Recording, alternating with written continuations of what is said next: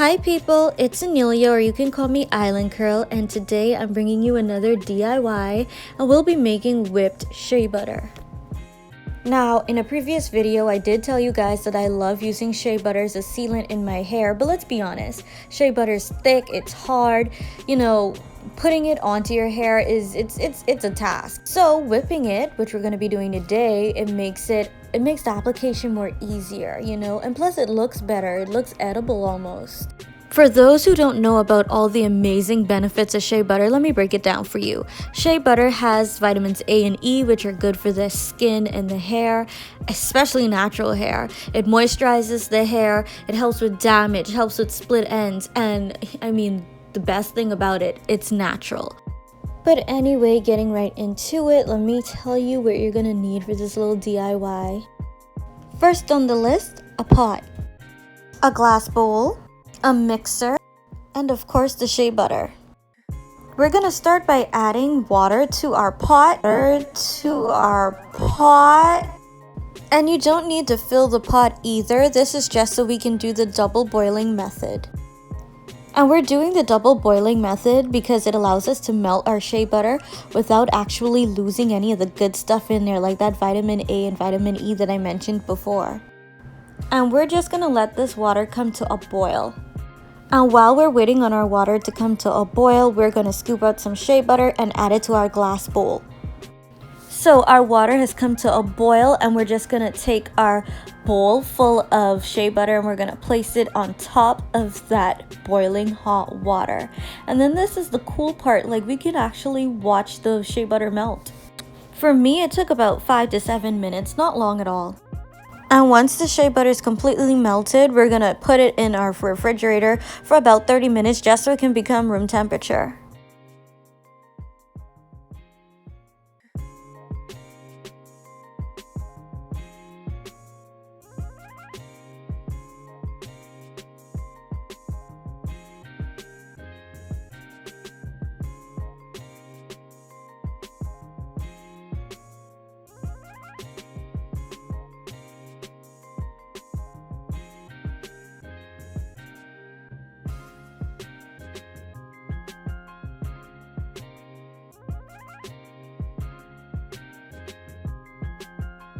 So at this point, our shea butter should be at room temperature, and we are going on to the last step, which is whipping the shea butter. Some people use hand mixers. I'm using a KitchenAid mixer because I couldn't find the little, the word escaped my mind, the little thingies for my hand mixer. So yeah, we're using a KitchenAid mixer.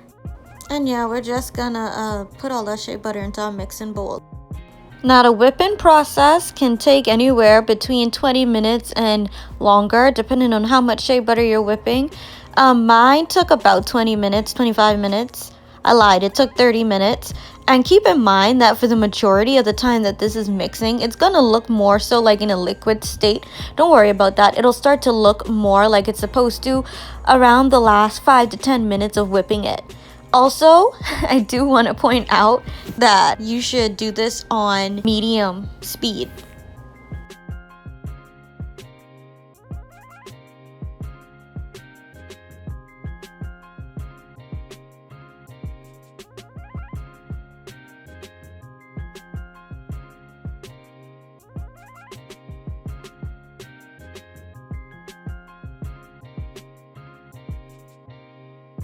Okay guys, so our shea butter is done whipping and it looks so good. It looks like cake batter.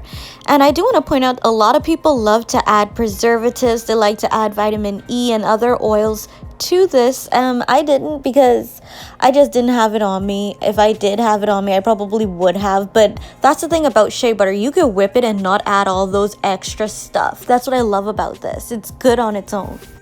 Anyway, I'm just gonna take an empty jar and we're gonna start dipping out our shea butter and putting it in there. Some people love to use a Ziploc bag and poke a hole in it, almost like an icing bag. Icing, that's the Bahamian way of saying it, icing.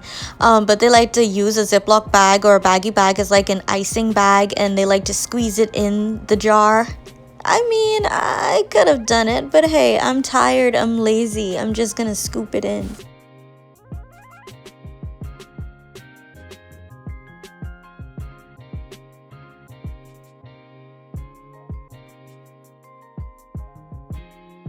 And there you have it, whipped shea butter. Now this is not to go into the fridge. You don't want to do that because then it's just going to harden up again. So you should leave it in a dark, cool space, and that's that. So I did want to go ahead and test out my whipped shea butter, so I'm doing a braid out, and of course I'm starting out with 4 sections. Don't mind my shirt, it's stained because you know shea butter sometimes can be a little oily, and I've been DIYing all day. I even made some flaxseed gel and put some oil in there too, so you know, just excuse the oil stains on my shirt.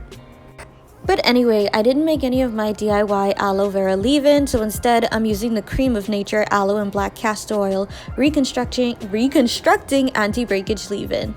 Whew, that's a mouthful. Yeah, it has Jamaican black castor oil and is vitamin infused. It has conditioning aloe. It's good. It's good stuff. I've used it before. I also did want to mention that I deep condition with my DIY Shea mixture. This stuff is really good. If you want to see how I made it, I'm going to put a link to it somewhere on the screen because I did a video on it before. With that mixture, you can use it as a deep conditioner, a leave-in conditioner, which I kind of don't recommend unless you have nowhere to go and you don't mind like they're looking like there's dirt in your hair. And you can also use it as like a pre-poo. You could use it for anything. But I'll leave a link to it on the screen. And of course, we have our whipped shea butter. I mean, this stuff really looks so good. It looks really, really good. We'll also be using some flaxseed gel for our braid out. I just really want to see how this stuff is going to work on my braid out.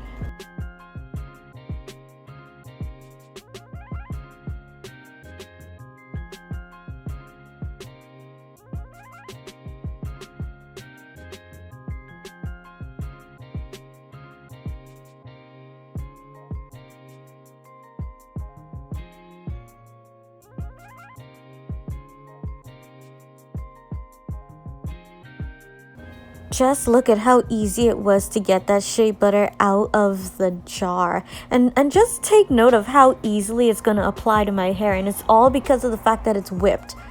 Look at that. Oh my gosh. Just look at that. Look how much easier it smooths into my hair. I love it. I love it. It's safe to say that the whipped shea butter is giving what it's supposed to give. I'm gonna always whip my shea butter now. I mean, and it. Anyway, okay. Let's finish.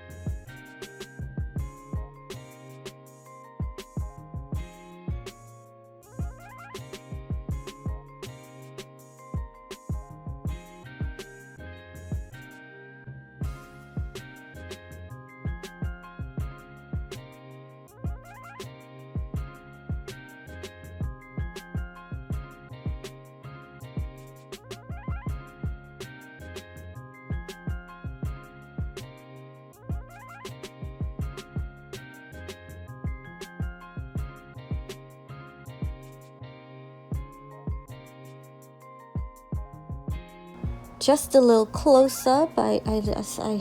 I love it. I love it. That's all I can say. I love it.